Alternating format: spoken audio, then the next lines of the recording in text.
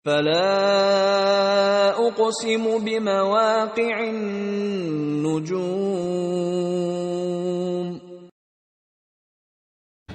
Bismillah, Assalamualaikum warahmatullahi wabarakatuh. Alhamdulillah kami masih bisa menyapa antum semua melalui channel Abu Suroya. Jangan lupa untuk selalu mendapatkan update seputar interpretasi akhir zaman setiap harinya dengan mensubscribe channel Abu Suroya, dan antum bisa memperoleh pahala berlimpah dengan membantu men-share video-video dakwah di channel kami. Pada video yang lalu kami sudah memaparkan mengenai apa itu fitnah akhlas dan kapan terjadinya. Kali ini kita akan membahas tentang fitnah selanjutnya dari rangkaian 3 fitnah besar sebelum munculnya Al-Mahdi dan sebelum munculnya fitnah Ad-Dajjal. Fitnah Sarra. Sabda Rasulullah Shallallahu Alaihi Wasallam, asapnya muncul dari bawah kedua telapak kakiku.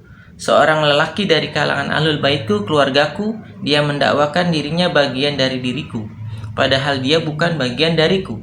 Sesungguhnya kekasihku adalah orang-orang yang bertakwa.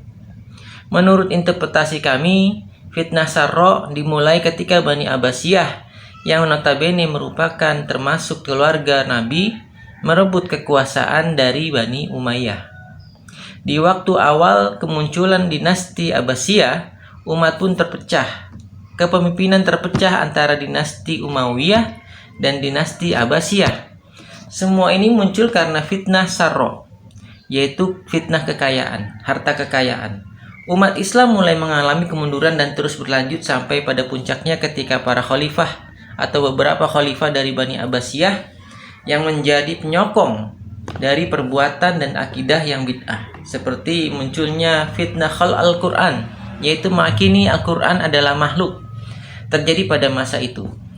Inilah yang amat disesalkan Rasulullah Shallallahu Alaihi Wasallam sehingga beliau bersabda, dia penguasa zalim di masa Bani Abbasiyah mendakwakan dirinya bagian dari diriku, padahal dia bukan bagian dariku.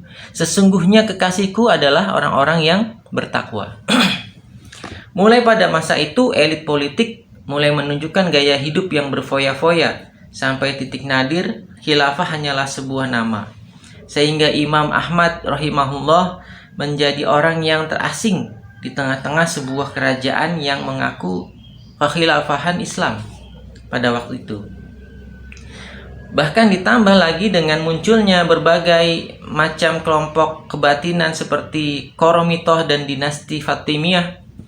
Ini menggambarkan sebuah kemunduran demi kemunduran. Rasulullah Shallallahu Alaihi Wasallam memberikan ciri selanjutnya dari fitnah Sarra, yaitu kemudian orang-orang membaiat seseorang laki-laki sebagaimana pangkal paha pada tulang rusuk, maksudnya goyah dan tidak teguh. Maksud perkataan beliau adalah pada masa fitnah Sarra merebak, seseorang tidak dibaiat kecuali dengan ikatan baiat yang lemah. Umat Islam bersatu dalam baiat yang kuat hanya dalam masa periode 12 Imam Khalifah setelah Rasulullah wafat. Sebuah hadis dari Jabir bin Samurah radhiyallahu an, aku mendengar Rasulullah Shallallahu Alaihi Wasallam bersabda, agama ini akan terus berjaya selama di bawah naungan 12 khalifah. Mendengar sabda ini semua orang gemuruh bertakbir. Kemudian Rasulullah Shallallahu Alaihi Wasallam bersabda dengan lirih, sehingga aku bertanya kepada ayahku karena tidak mendengar, duhai ayah, apakah yang disabdakan beliau tadi? Ayahku menjawab, para khalifah itu semuanya berasal dari Quraisy. Ketika ayahku sampai di rumahnya, datanglah orang-orang Quraisy kepada mereka, kemudian apa lagi yang terjadi? Ayahku mengatakan setelah itu akan terjadi pertumpahan darah. Hadis riwayat Abu Dawud. Hadis ini mempunyai penguat dalam kitab Sahih. Hadis di atas mengindikasikan bahwa umat akan mulai berpecah setelah masa berkuasanya 12 imam.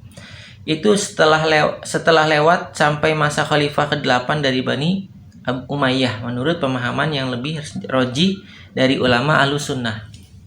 Hal ini terbukti saat berkuasanya Bani Abbasiyah.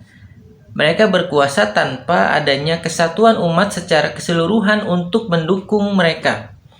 atau dikatakan baiat yang lemah, dibuktikan dengan adanya kekhalifahan tandingan di Maghrib atau Maroko dan di Andalus dari Bani Marwan.